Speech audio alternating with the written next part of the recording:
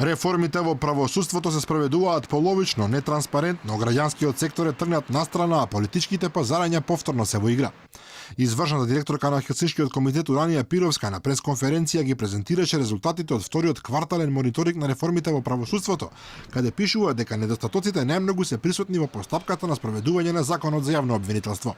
И покрај тоа што поголемиот дел од законите беа во подготвувани со, да речем, соработка со граѓанските организации.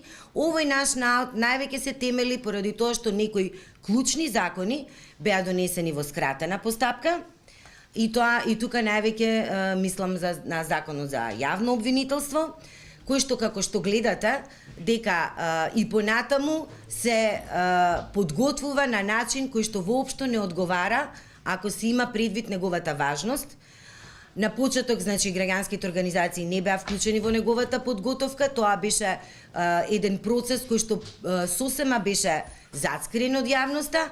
Според извршната директорка на Хелсиншкиот комитет, не се почитувани ниту роковите за спроведување на овие закони кои се однесуваат на реформите во правосудството.